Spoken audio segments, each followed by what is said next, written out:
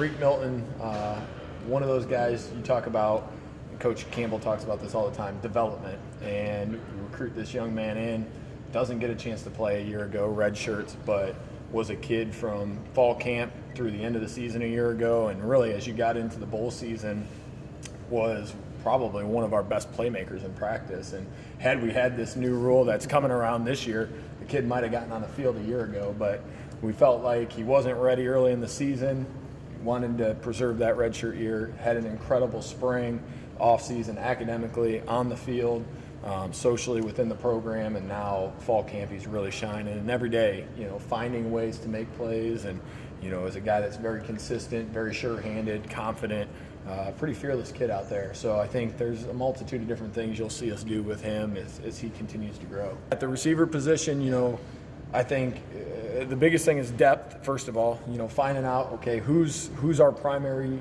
playmakers out there on the outside. What's that depth look like?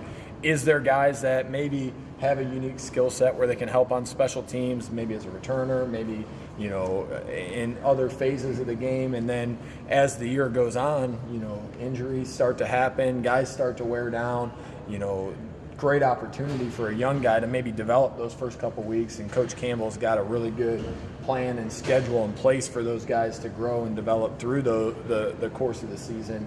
That maybe again, we get to the end of the season and hey, we're short a body or we're down a guy. I not so much a year ago, but 2 years ago, if you remember, we go down to TCU and Akeem Butler's out that game. We're short. DeAndre Daly gets hurt that game.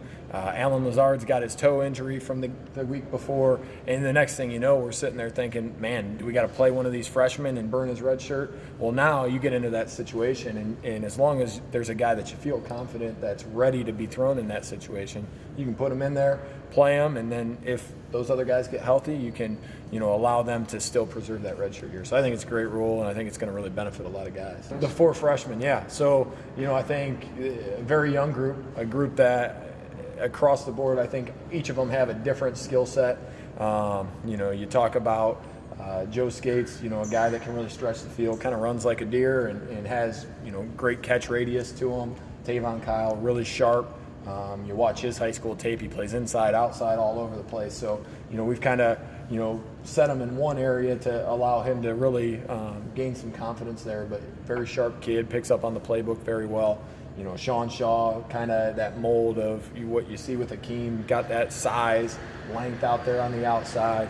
So I think he's a guy that can really stretch the field, but also can go out there and make plays. So, that group is, and then Carson, can, shows some flashes as a returner. Was a punt returner in high school, was something that we kind of looked at with him, and then, his ability to play in the slot, play at that end position. I think, all those guys are guys we're really excited about, and, all had a great scrimmage last week. It's funny, I've really said this a lot so far. This is the first time, that I've known Matt that I've seen him healthy. Had a great offseason, had a great summer, and really looks as fast as he's ever looked, as strong as he's ever looked, really attacking the ball and showing how strong his hands are.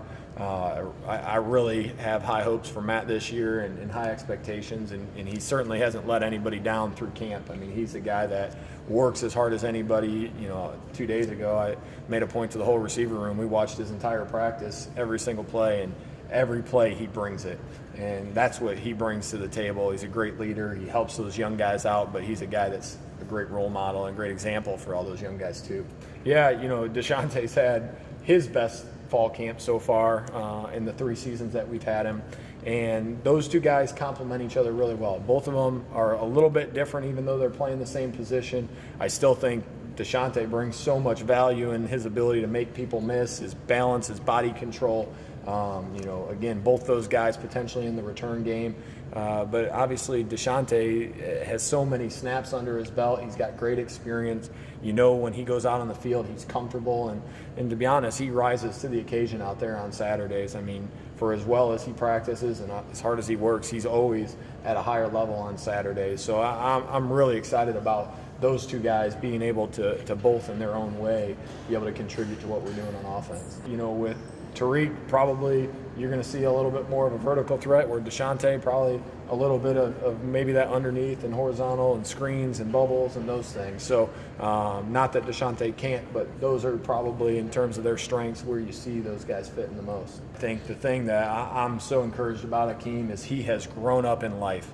And you look at what he's done in the classroom, you look what he's done in our meeting room and with our team. I mean, he's got a great presence to him. I think his confidence has skyrocketed from a year ago. You know, obviously getting a chance to go out there and had a role that, you know, as the season went on, just got bigger and bigger and bigger. I think all those things are contributing, but then you see how he attacks the weight room and all the little details in the film room. I think he's really become a great student of the game. He's really studying, you know, the ins and outs of the position. You talked about played primarily on the inside, you know, moving him around. You'll see him inside, you'll see him outside. The great positive is he's got experience doing both. So I think he's a guy that certainly will become a primary focus for us in the passing game. And you know, the thing I love about Akeem is he's a selfless player too. He'll go out there and block his butt off and in the run game and the screens and has fun doing that piece of it too.